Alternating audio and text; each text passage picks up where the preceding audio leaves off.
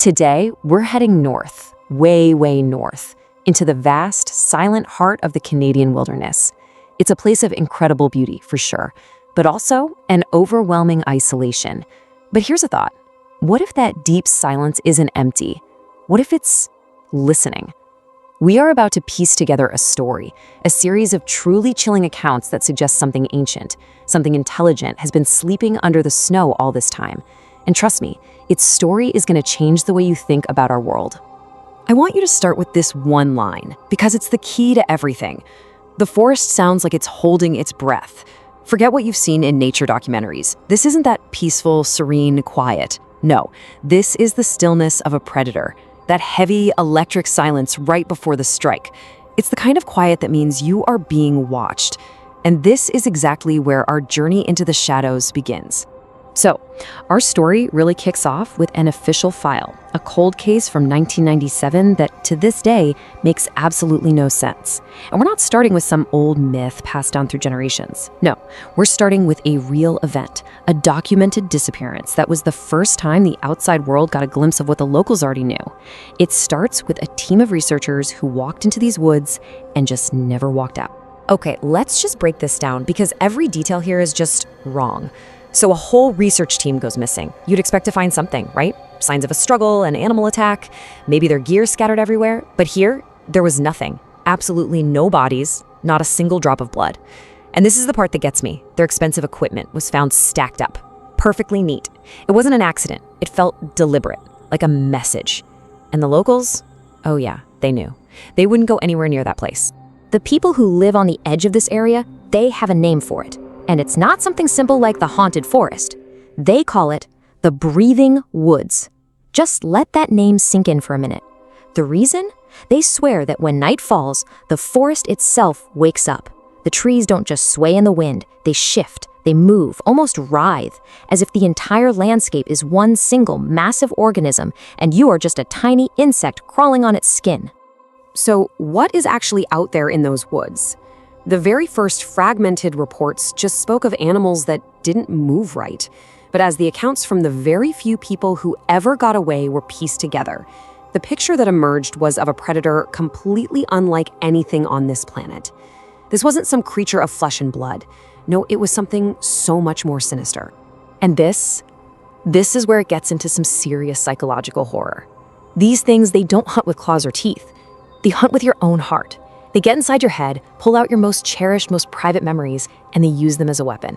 Can you imagine you're lost, alone in the dark, and you hear your mother's voice, crying for help, or the laughter of your own child just beyond the trees? It is a lure that is basically impossible to resist, and that is exactly the point. For the few people who have actually seen these things up close and survived, their descriptions are all about a fundamental wrongness. They're not just monsters, they feel like mistakes.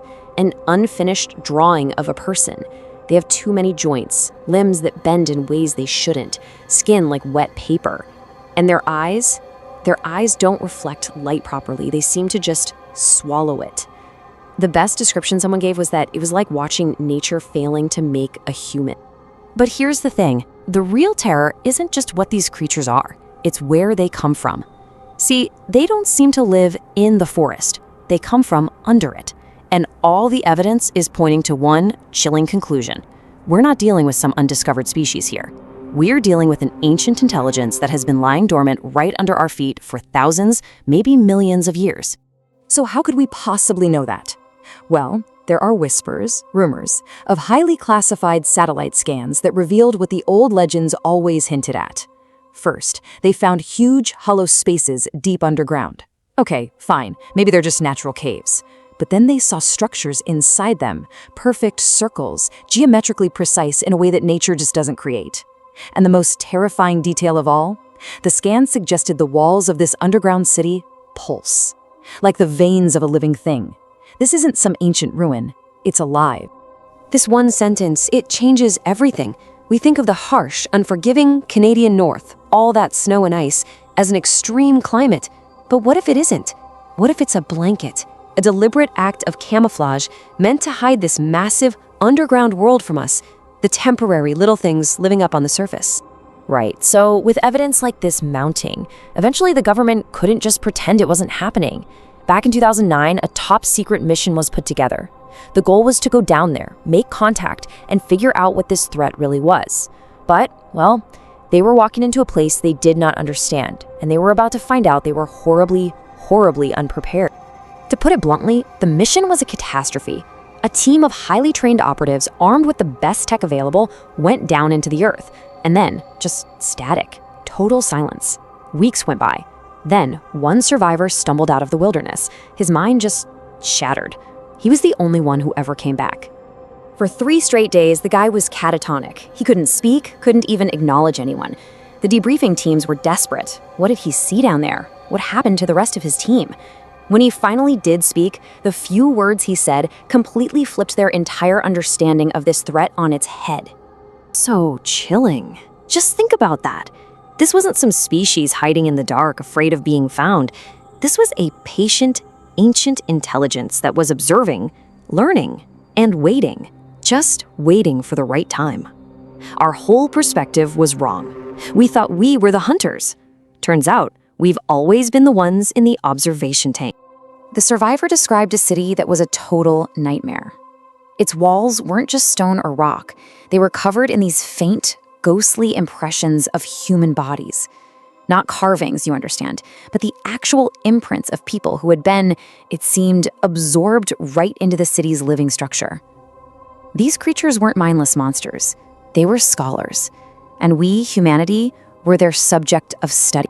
So if they're waiting, what exactly are they waiting for? Well, the answer, according to all these accounts, has been dancing right above our heads this whole time. It's been hiding in plain sight inside one of the most beautiful sights in the natural world. The data is pretty hard to argue with, and it is terrifying. Take a look. When the northern skies are dark, disappearances and strange events are very low. But when the Aurora Borealis begins to light up the sky, the numbers just skyrocket. This isn't a coincidence. It's cause and effect of the absolute worst kind. You know, we look up at the sky and we see this gorgeous celestial light show. But what if we're seeing it all wrong? What if the Aurora Borealis isn't a natural phenomenon at all, but a signal? A massive on switch that wakes up the city below and coordinates its hunters on the surface. Those beautiful lights aren't a spectacle. They're a call to arms. And that brings us to the most recent and maybe the most disturbing piece of this whole puzzle. It happened in 2018 at a tiny, remote weather station, hundreds of miles from anything or anyone. They sent out one last, strange transmission before the entire station just went completely silent forever. That last transmission, it wasn't a distress call. It was a statement. It was delivered in a cold, synthetic, non-human voice. And it said, "We have learned enough. You may keep the surface." Those words, they're not a threat. They're a dismissal. It's the final, chilling report card from a superior intelligence that has officially finished its study of a much lesser species. The scene the rescue team found at that station was just impossible. The doors were all locked from the inside, but the place was totally empty. For each staff member, there was one set of footprints leading out, straight into the frozen wilderness. But here's the kicker. There were no tracks coming back. It was as if they simply walked out the door and dissolved into thin air. So, after all of that, what's the big takeaway? Well, it's basically a warning, a survival guide for a threat we're only just starting to understand. If you are ever in the far north and that heavy, watchful silence suddenly falls, that's your cue. They're active. Do not listen for the voices. They're absolutely going to send for you. Do not answer them. And no matter how much you love the person whose voice you think you hear, you never, ever follow it into the trees. And that leaves us here with this one final, awful question. For decades, maybe centuries, they have been studying us, mimicking us, absorbing us, practicing how to be human. That final message from the station said they had learned enough, which brings us to a truly terrifying thought. What happens now that the lesson is over? What happens when they're finally done practicing?